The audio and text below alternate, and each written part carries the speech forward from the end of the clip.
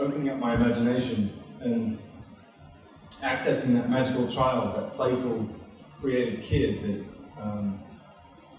society sometimes tells us to kind of close up. And so those movies were definitely contributing to me grabbing a stick and pretending to whack my brother at the time. So it was a dream come true to be a part of it, really. Brenton, have you moved from Australia to Hollywood now? Because you're working so much. It's a work in progress, ma'am. I've been doing it for 7 years. Every time I move to Hollywood, I get a movie back in Australia. How scary is Javier Bardem? Well, I moved just before Pirates was to be shot, and I found out it's shooting literally 20 minutes down the road from my house. So then again, I moved back home to do Pirates. So I'm working on it. What was your reaction the first time you saw Johnny Depp in full Jack Sparrow get up, and you had to act against that? I was wondering if there's anything new to his costume.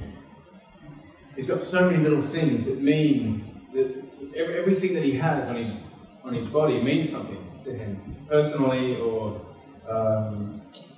as a character choice for the films. And so I was looking at it going, is there any little piece or little clue that he's bringing to number 5 that's a little introduction to something fresh? So can you talk a little bit about your character without spoiling anything? Because your character, amazing. I don't want to say, but can you talk a little bit about your character without spoiling? Yes, I can. Or maybe you want to spoil. So he gets eaten by sharks in the 3rd act. He doesn't, actually, it's a lie. I play a character called Henry. And at the beginning of the film, we see him as a soldier in the Royal Navy. And he basically is searching for a treasure belonging to a supernatural and mythological time or thing. And none of his superiors believe in what he says. And so he's thrown in jail and eventually released by Karina Smythe, who's played by Clay Scott-Alario, who also shares an understanding of that culture and those beliefs. And so together they form an alliance and decide to partner up and go on the journey. How scary is Javier Bardem? How scary is Javier Bardem in real life? In real life, he's not very scary. He's the sweetest man in the world. But as Captain Salazar, he's very scary. All credit to his makeup artist, really. He looked great. He looked the part, which for an actor is quite rare in my experience, having done Maleficent and Gods of Egypt and parts of the Giver, I guess. There's a CGI element that doesn't really allow you to work with your fellow actor. And I was always frustrated by this. But in Pirates and with Javier, they spent the time and the money to create in makeup what he would really look like. And so, that allowed me to react off the real thing, which was cool. Your character was looking for your father, right? It's trying to help your father to come to life. And I was wondering, what is your relationship with your own father and being a star? Well, I'm constantly trying to get my father to come to life. No. So it's very similar. Good answer. No, not.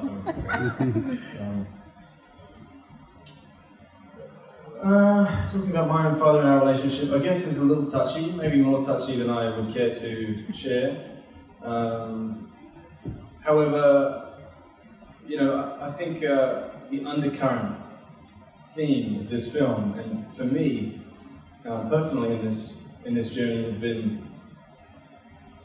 basically just connecting young males with their fathers. It's sadly it's something that I think will take a long time to do. What was your favorite? What was your favorite on-set moment? Connecting with my father. Is your brother an actor too? No, he's not. Okay. No, he's not. He's an environmental scientist. He has a brain. So much action in this movie. Did you do any of your own stunts? I did a lot of my own stunts, yes. You didn't hurt yourself, I hope. Did I hurt myself? No. Oh, good. Talking about brains, I mean, your character is very solidly, highest character is stronger and whatnot. Brain power is not often found in action movies. What was it like doing that? I can't tell you, mate.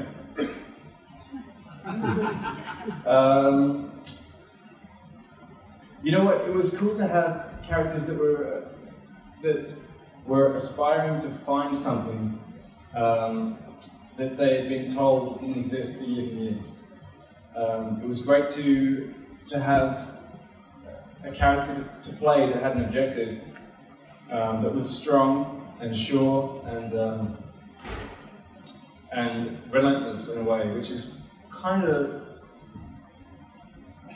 it's a small parallel for acting. Just, you know, people tell us we shouldn't do it. It's silly, childish, immature, and it's almost an aggressive pursuit to be an actor and to continue to pursue this with as much rejection as we have. So I guess it's a minor parallel, but nonetheless very effective. Brenton. Yes, yes. This is the first time we actually see you in a big movie. So can you please tell us a little bit about your humble beginnings? When you first started? And how did you find out that you wanted to be an actor? Well, I grew up in a place far called Australia. In far north Queensland, a place called Cairns, which is pretty much a diving town, tourist town. A lot of tourists go there to see the mountains, the tropics and the reef. And from an early age, I guess I was exposed to people from all over the world, from different parts, different accents, different cultures. And I was intrigued by this. And I just had this love of travel right from a young age before I wanted to act or pursue my dreams in theatre or film. And I guess when I was 16 and I was playing around with plays, and I joined a theatre company, and after that I got into acting school and I started to develop a love for acting.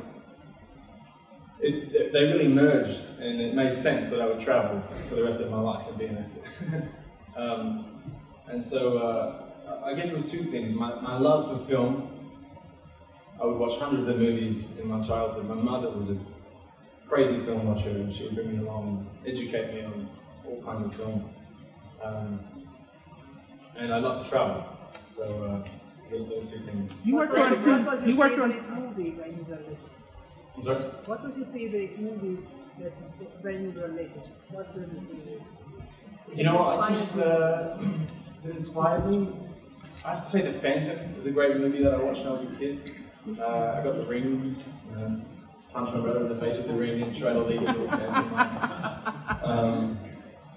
I was inspired by movies like Romeo and Juliet, and Good Will Hunting, The Titanic, Dante's Peak, Touching the Void, adventure movies that, you know, what was that great one?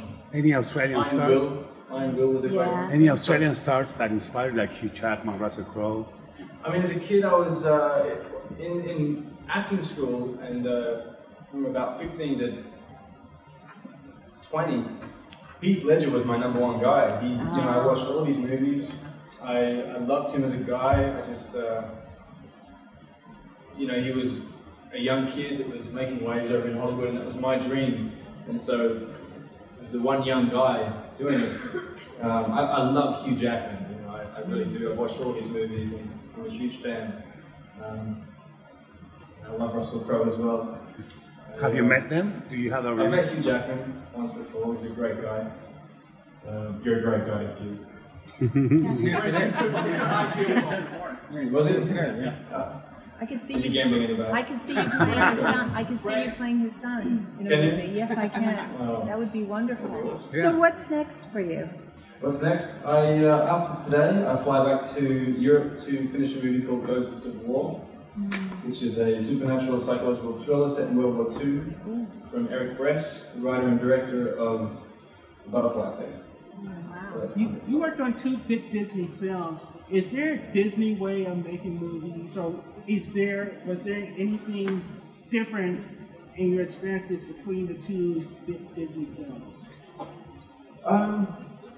They were very different in terms of my involvement in the specific projects. In Maleficent, I played a minor supporting role, which was wonderful to introduce me to the world of studio movies. In Pirates, my character was a little bit more involved, and so I was on set every day. And so in terms of work, it was a little different. But in terms of how the movies are made and the push behind them and the worldwide stretch that Disney has, these are movies that really are shown all over the world. So my dream of being an actor on the world stage has come true with these 2 movies. How's it working with 2 directors instead of 1? It's great, you know, these guys, Espen Sandberg and Joachim Roning, have worked together for many years, and they formed a pretty tight-knit relationship.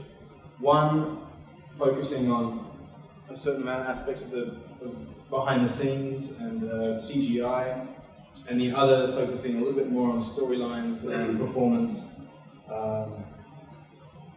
Throughout the film, they would merge and work in a rhythm, kind of like music. There was no set rules for the guys. You know, there started to be at the start, and it would chop and change due to the nature of movie making, I guess. But you know, I didn't mind it. You know, the movie is huge. It's the biggest movie I've ever worked on. So many components, moving parts. Whether, you know, it's just a million different things to think about, so I think it's an advantage over 2 directors. Brenton, yes? Brenton, now that you've finished with Pirates, what is the one role that you would love to play in one? You know, I would love to play Orlando Bloom's son in the movie. Maybe, Bingo! Maybe The Hobbit 7. My dream has always been to play Hamlet. Oh, it would be amazing. So, excuse me. Oh, the dream's done. One day I want to play Hamlet on stage. Wow. Last question. Last question. Yes, ma'am. I have to tell you something.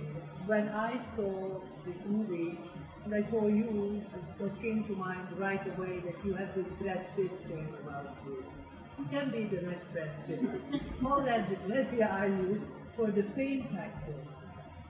I'm sorry, repeat that last How one? ready are you for the fame factor? Because you are absolutely going to be the most famous actor probably there is. Funny you say that. I was looking forward to doing a movie with Brad Pitt to play his son recently. And unfortunately it fell through. I know we shouldn't talk about those things, but I thought I'd bring it up, just because it's kind of serendipitous. Really? You know, to be honest, I'm not ready for fame. I don't think anyone is ready for it. I think it's just something that I know it's, you know, if I'm lucky enough, it can be a part of my life. You know, it can lead to me creating great stories that hopefully will inspire the world. And, you know, that statement is huge, but with fame, things like that are possible. Personal life aside, you know, safety and security for my family, I think you know, that's a different thought. It gets scary when you think of that stuff. But I think, you know, having a great team around you and continuing to work on challenging projects is the goal. You have it. Thank you very much. Thank you. You do. Thank you. Thank you. Congratulations again on your award. Yes. Congratulations. Congratulations.